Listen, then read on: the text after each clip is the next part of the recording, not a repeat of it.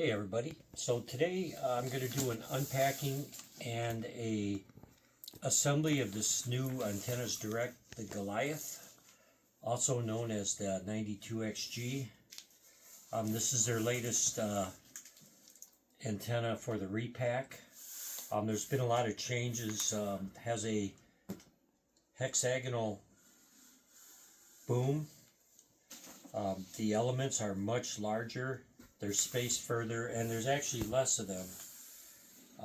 It also doesn't have that screen type of reflector anymore. It looks more like a standard reflector. I don't know why they got away from that. There's obviously some changes that they made for this. It's pretty much nothing like the old 91XG, but that's what's made now to replace the 91XG. So they're calling this the Goliath, and it's a long-range UHF antenna with some VHF capability. So we're going to go ahead and open the box. This is just how it was sent to me.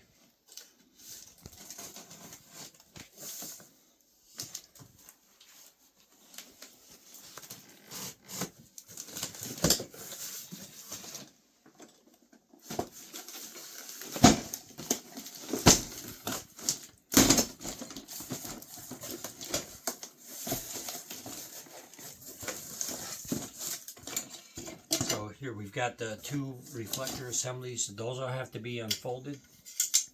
Actually, there's I think there's more. I think there's four. So we've got the reflector assemblies.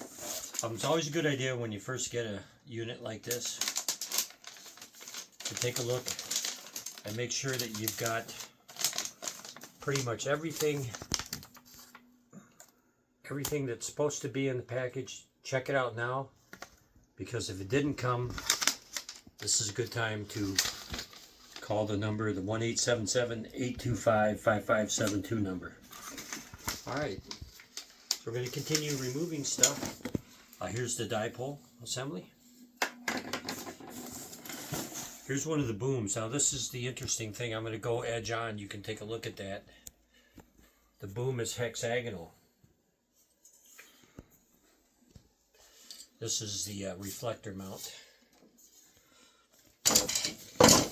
Even the U-channel, I should call it a U-channel, but the U-shaped brace for underneath there, that's also hexagonal. So it's an 8-sided deal. I know this, that 8-sided tubing like this is very, very strong. Very strong. So I think that's one of the goals I think they wanted when they design this antenna, was it to make it more robust, more durable. Now we have a small parts box here, and we have all these are these elements here. We'll go ahead .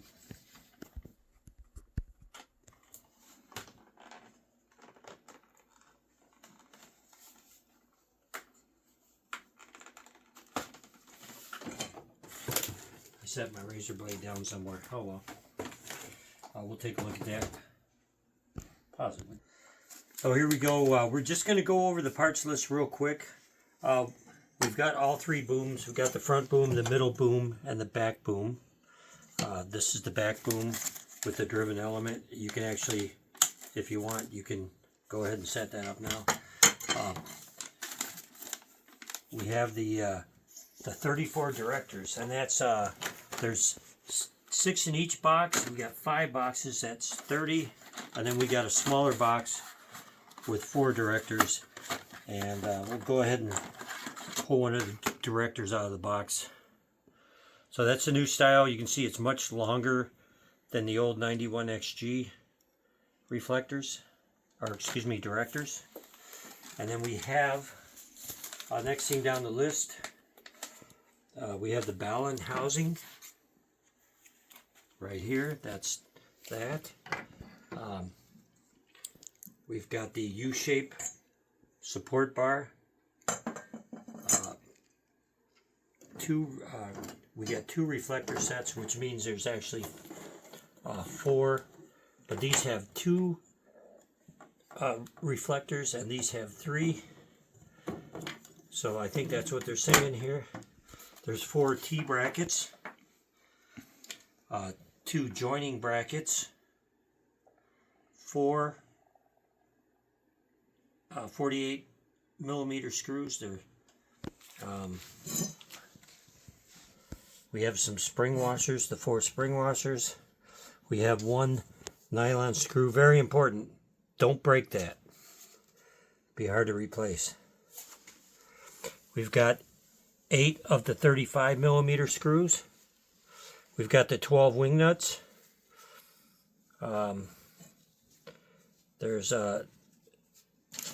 We have the U-bolt kit for the mounting. We have those. We've got the brackets. We've got the 4 flange nuts. And of course the weather boot, should you decide to use that. I'm pretty sure I won't be using that. And these are called a boom plate. And there should be another boom plate. There it is. Okay, so it looks like all the parts are here. And so we're going to do, we're going to look at the instructions real quick. We're going to go step by step. Basically here, they're not really giving you an order to do things. They're just showing you what to do.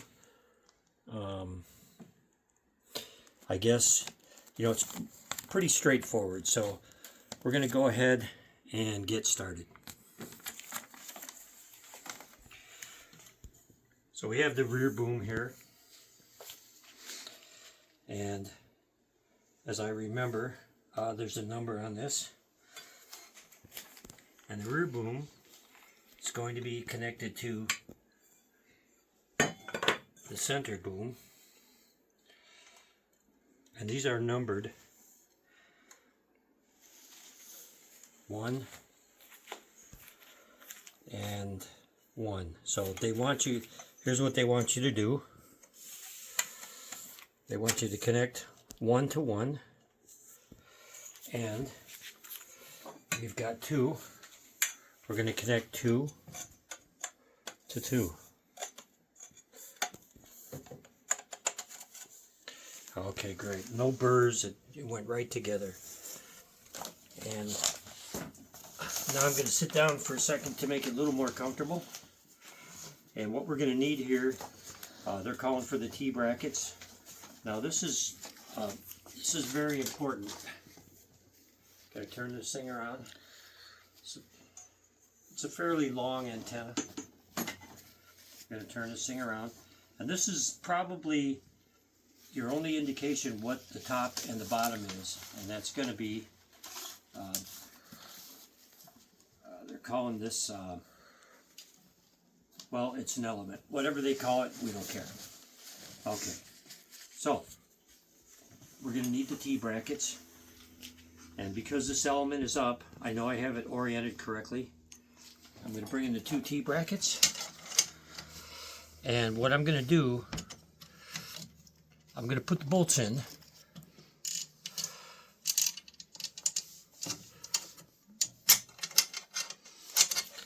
Get the T brackets in place.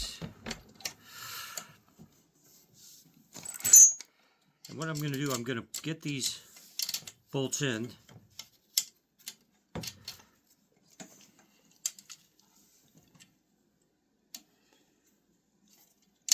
There we go. And I'm just going to start the wing nuts. So they're not showing any washers, anything like that. And the reason I'm going to leave these loose is because eventually we're going to need to put that in. Alright. Now, up here in the front, we're not actually going to use that. We're going to use these joining brackets. And those are going to go on the top and bottom.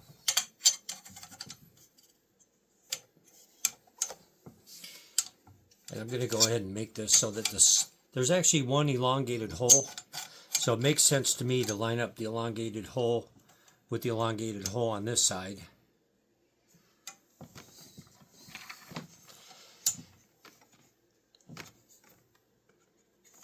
Oh yeah, it's not going to matter much. They're not really saying, and I don't think it matters much. But however, yeah, I am going to just get things started here.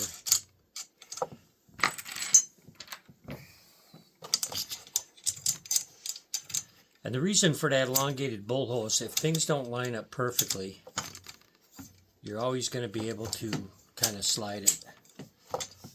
That makes it nice. And that's probably not necessary, but it's, you know, when they machine these things, sometimes the tolerances are off a little bit. Okay, I'm going to go ahead and tighten these all the way down because I'm not going to need to do any adjustments. But now, now it's time for the U bracket, and this is why I left these loose.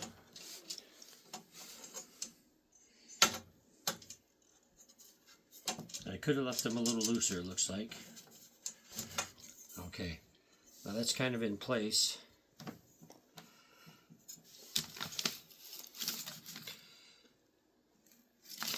And it's time for the other T brackets. But something's not quite right.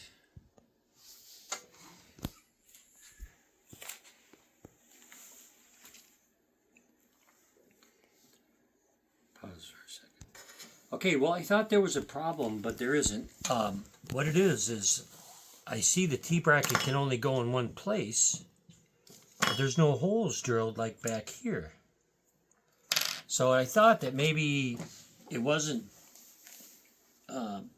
engineered in, or it wasn't done right, or they forgot to drill the bolt holes, but I think that's how it's engineered, because looking at the instructions, they don't show any 2 bolts like these 2 here. So we're just going to go ahead and put it together like the manufacturer wants it, and I'm sure that they've checked this, they've engineered it, they know. So we're just going to go ahead and put these. Alright, so I thought I had a problem here with this other T bracket. I thought that it might be having some holes drilled, but actually they didn't drill any holes. It's not part of the design. So it is a clamp, and it does clamp it pretty tight. I can't move it. So I'm just going to go ahead and tighten up the rest of these.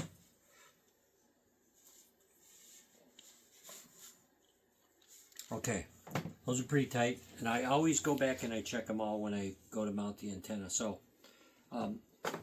probably the next thing we can do, since the steps aren't numbered, we can start to open these UHF reflectors. And what I found was you need to open them evenly.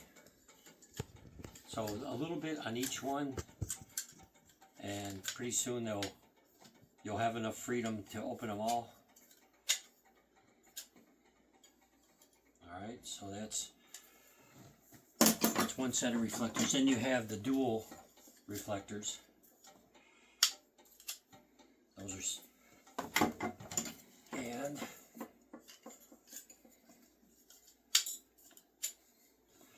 so it's quite a different design than most. Actually, it's kind of like the older design where you unfold them. So what we're going to do, we're going to put the 3 and the 2 together. Got a couple bolts here.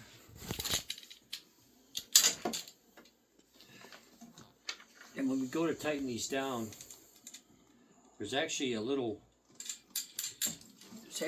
wing on each bolt I want to show. Maybe Sasha can zoom in on that a little bit. If you can see, there's like a little wing on each bolt, and that's meant to cut into, as you tighten it, it's going to dig into the aluminum. Now you might want to go over it with some pliers because that's not dug all the way in. I'll see if I got some pliers.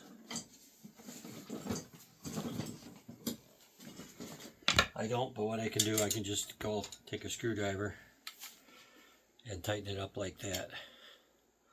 That's, pair of pliers would be easier, but just use what you got on hand. And that's almost all the way in, not quite in. And that's pretty well flat. I could probably tighten it up a little bit more, but I can tell you, I know it's not coming loose. Again, we're going to put these two together. Just make sure you have these in the same orientation.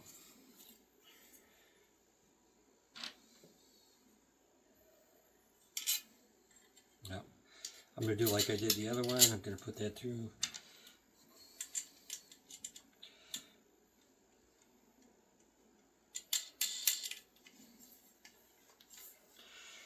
And you can tighten it up so far by hand. And I'll go back over it with a pair of pliers. Alright, so now we have the reflectors made. We could actually put those on now. Because they do show in the instructions, they do show the reflectors installed before you put the directors on. So we're going to go ahead with that.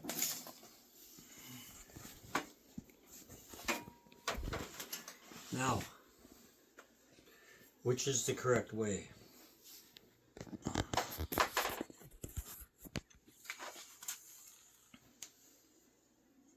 There's a box we can look at, and we can also say it does look like, according to the pictures,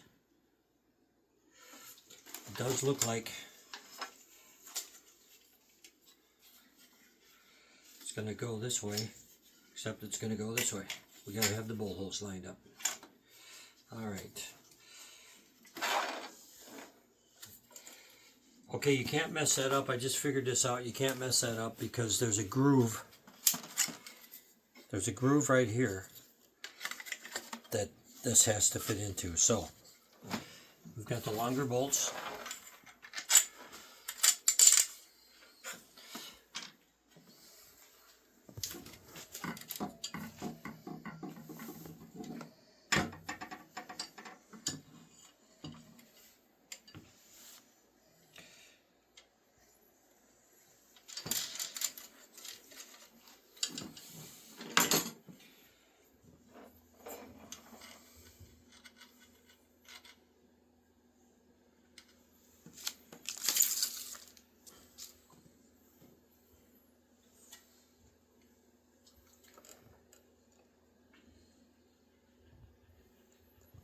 Okay, I do see, we're going to come back to that bolt there. I do see that these require a, what they're calling a spring washer, which is also a lock washer.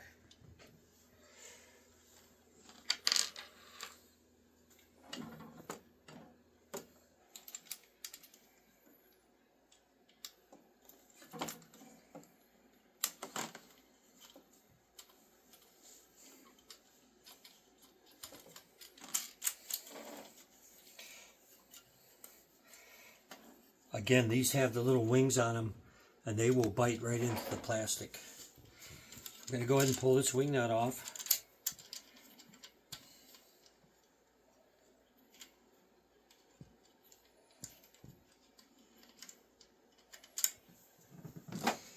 And I'm going to put what they're calling a spring washer, which is what we call a lock washer in the automotive industry.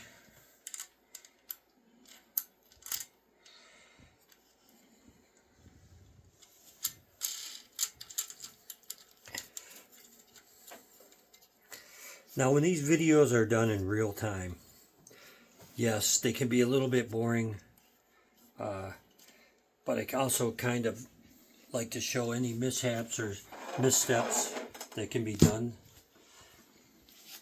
And now we have the other reflector assembly. Just going to make sure we have this up. Fits down in the groove nicely. Put the long bolts through.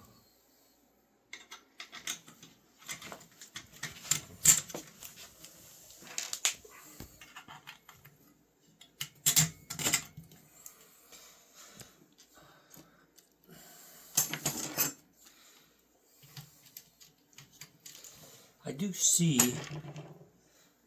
that I might have miscounted these, what they're calling the spring washer, or maybe I dropped one. I'll probably have to take a look for that.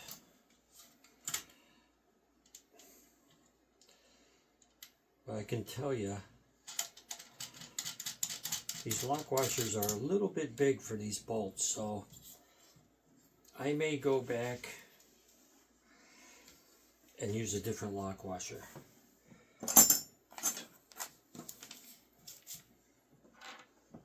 So for now, I'm just going to put this wing nut on and check out the lock washer situation later. I don't think I have any lock washers that small that I can use.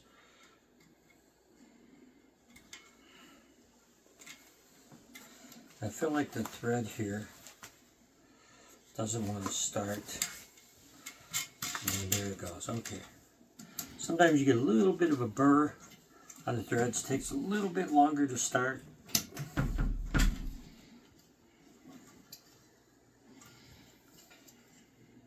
Again, we're going to come back around with a pair of pliers and check all these. I might even put some Loctite on them. But we're getting close to what's starting to look like an assembled antenna. So now we do have the dipole assembly, and that's where this nylon screw comes into place, comes into use.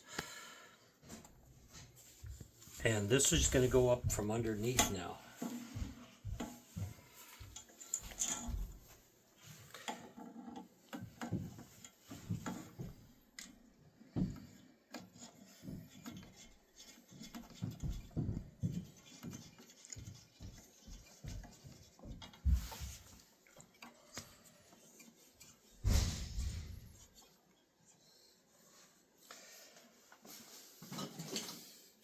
And this is a Phillips screw. And as I said before, be careful with this. You don't want to get crazy and over tighten it. But maybe it feels like the Phillips cross there would strip out before you broke it, so we're going to be okay with that. Okay. So now we're ready to start doing the elements. Alright, so we've got the reflectors tightened down, so the next step is really pretty much the last step is going to be putting on the directors. So these are your directors. So they're part aluminum, part plastic. It's kind of going to be like a snap together thing. And I've already practiced putting one of them on. What it is they come out of the box. It's a two-piece. This is actually the receptacle. It's two pieces. There's a lock tab on each one. I practiced a little bit. I struggled a little bit. I think it might be better to actually turn the antenna upside down so you can see more of what you're doing when you go to put these on. So what we'll do, we'll find the hole. We found the hole. We're going to put these on,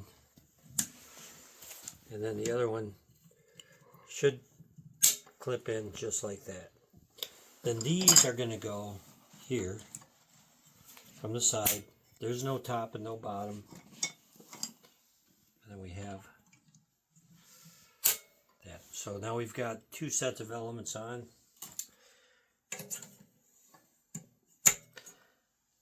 The spacing is going to change a little bit.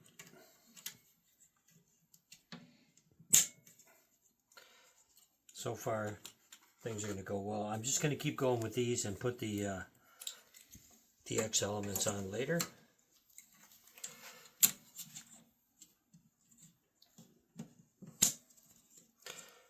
Just make sure they get a good solid snap. You can see if there's no gap here, that means they're not snapped in.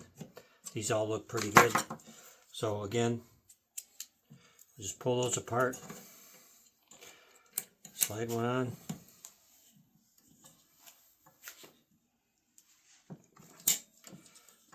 Some of these, I noticed on the first one we did. Now look at this.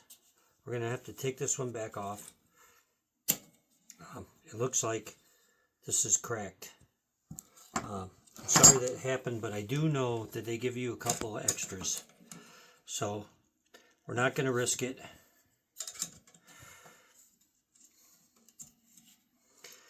It is snapped in pretty good, but unfortunately getting these back off might be a little bit harder than it looks.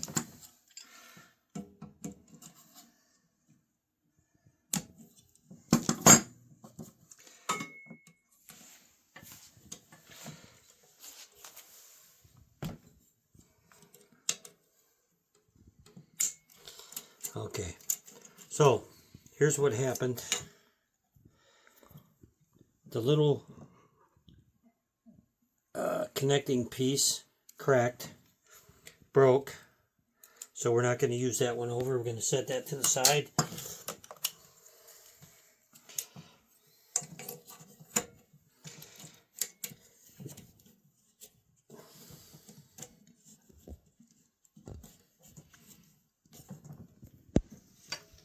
Yeah, some of these they're a little bit tight. Just be patient.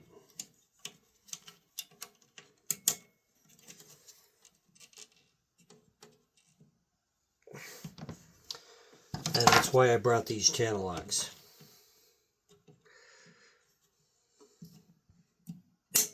There we go. So if you put the channel locks here, I've got them sized just about perfect. If you put them right here, the clip should come through. I haven't had to do that often, but I just wanted to make that known.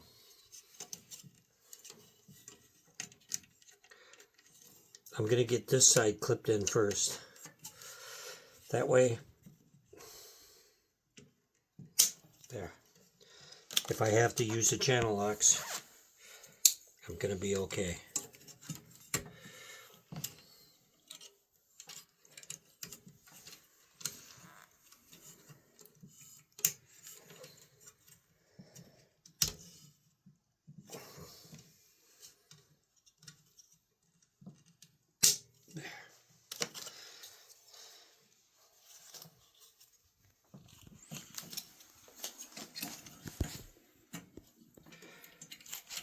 Like I said, it's kind of tedious doing the whole assembly in front of the camera, but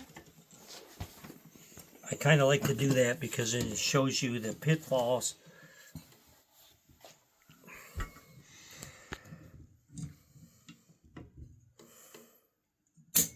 See, now that one did not clip. I'm going to tighten up these channel locks one notch.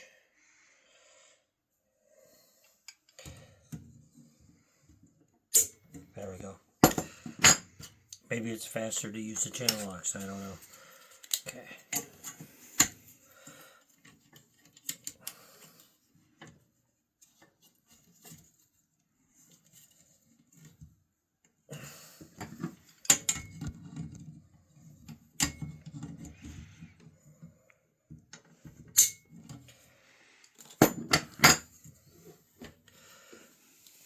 Now I'm having to a lot easier to get at this level.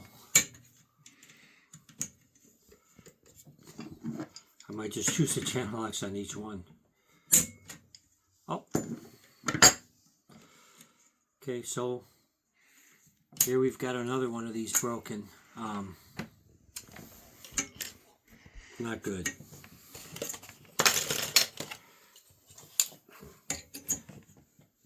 Maybe it's better to just struggle with it doing it by hand.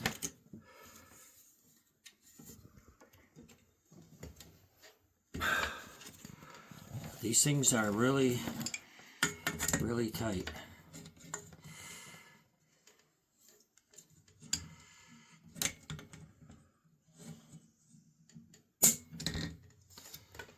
So,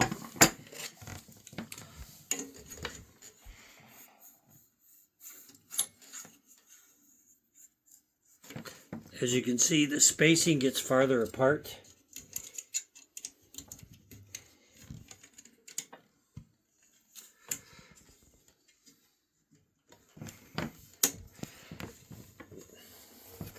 You're going to have some decent thumb strength.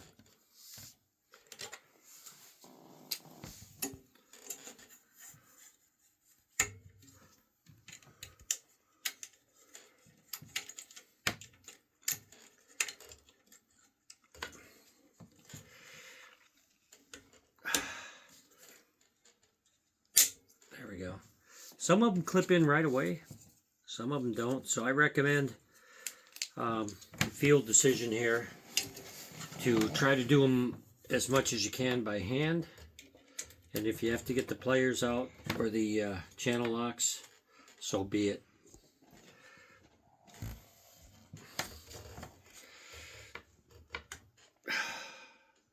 Now here's one that's partially clipped. I'm pretty sure I can persuade it with the screwdriver, and yes, it did.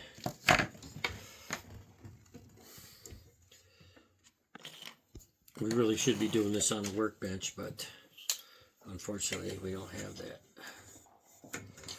in the basement. It's March 2nd, 2025. It's still a little bit cold here in northeastern Illinois, but things are coming along.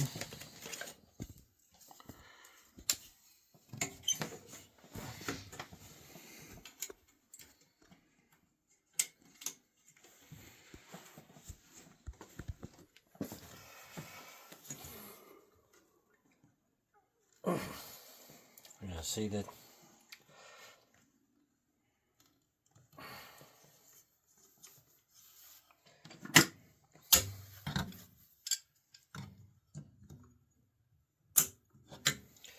channel locks makes it a lot easier. It's a lot easier on the thumbs.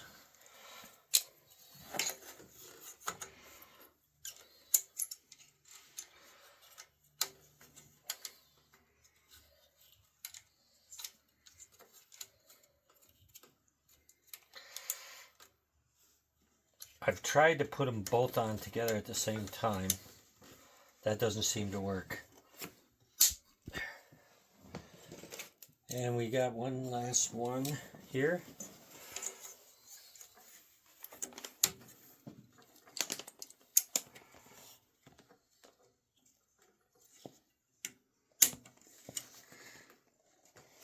There we go.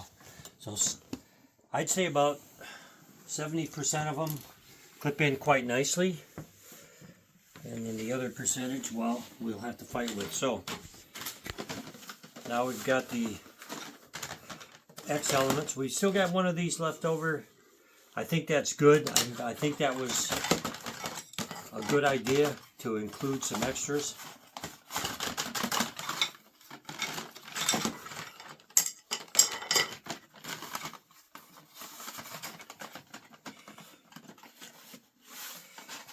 I may have opened the wrong end of the box, so we'll go over that in a minute. So here we go. This should go pretty good.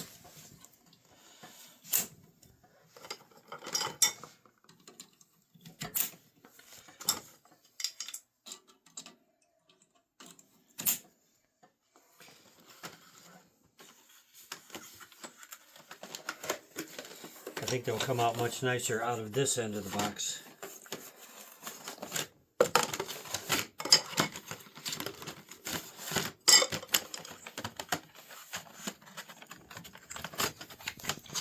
Take them out one at a time.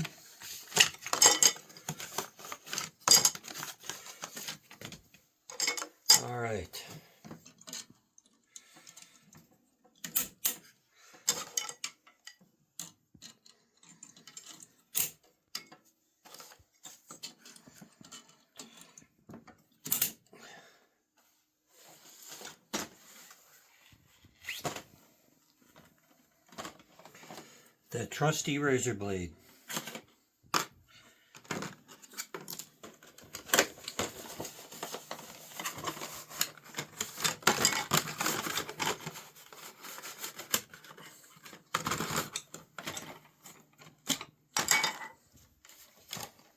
Okay,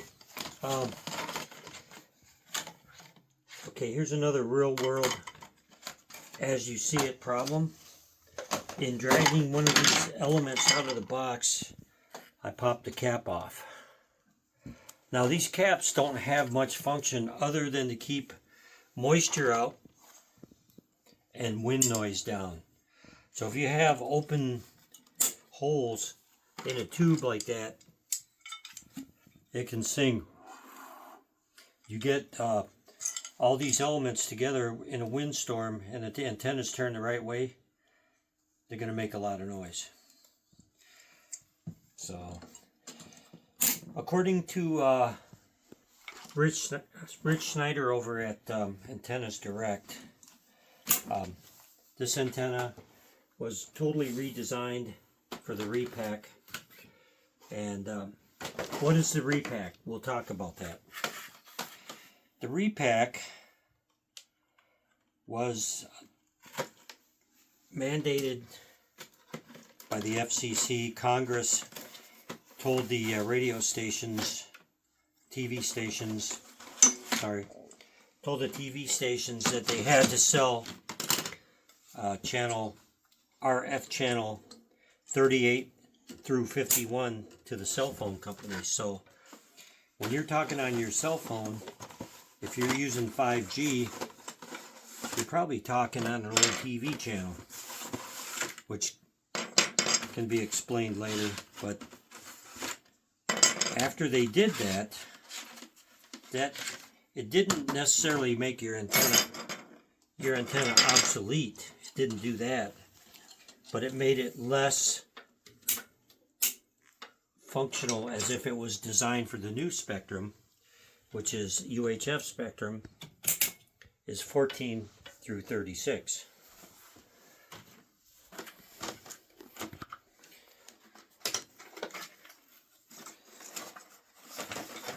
I'm going to open the other end of the box.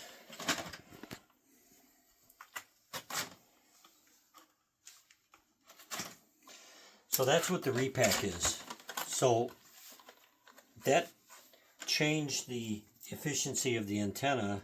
The old antennas, which were designed, most of them, like the old 91XG, was designed for channels 14 through 69, and the peak reception was at the highest channel, which was 69. So consequently, the lower channels aren't serviced as well as the upper channels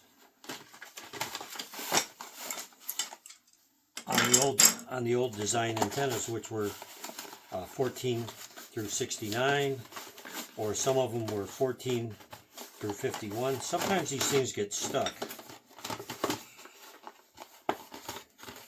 So in that case, that's right. Tear the box open, drop one or two, and get back to business.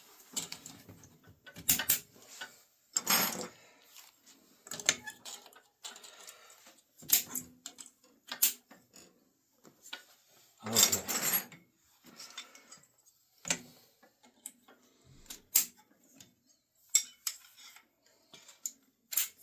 All right, so now we have a mostly assembled Goliath, and I gotta admit, it looks pretty cool.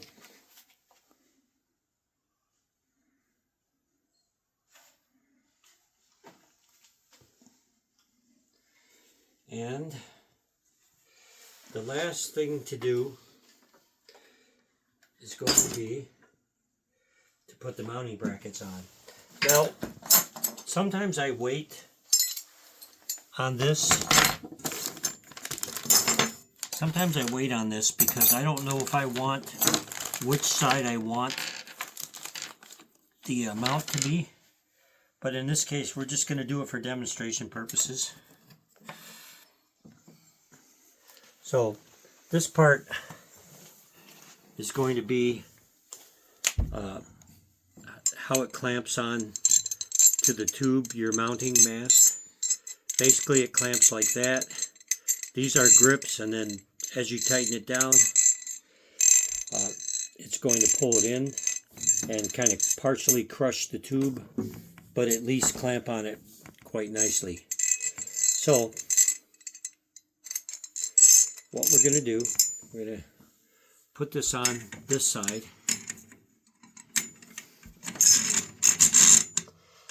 And then we have these. It's like a big washer. It's going to help absorb some of the crush that's going to be on these aluminum, on this aluminum boom.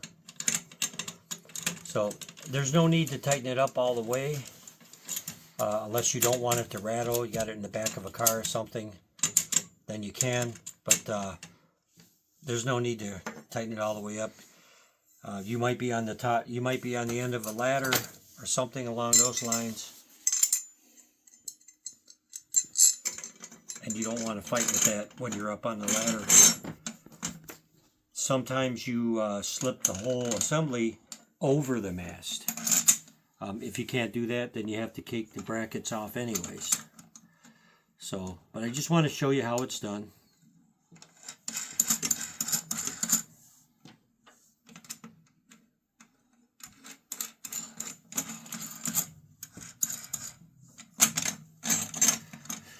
So, that's pretty much it. We have one of these clamps left over. They're calling these a director holder. So we have one of these left over. That's nice. They must have anticipated plastic issues. This particular one has a crack. I think it could still be used, but it has a crack right here.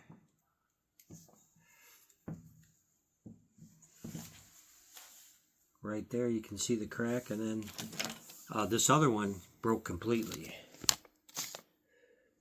So nice of them to include 3 extras. We still have one left over. Yeah, so, and I'm kind of glad I did this inside the house where it's warm, because thin plastic like this can get brittle. So if you were assembling this antenna outside in the cold, it might not be a good idea to do that, because plastic becomes much more brittle. So I'm going to conclude the video. We'll do a mounting of it later. It's too cold out, too dark out right now. And we pretty much went over the instructions completely. We were missing a lock washer, and we do have some of these flat washers left over. So what we're going to do, we're going to, I don't see the flat washers being used in the instructions here, but I will consult them a little bit closer. That's a minor thing. You can always go back and do that. But here it is, the Goliath.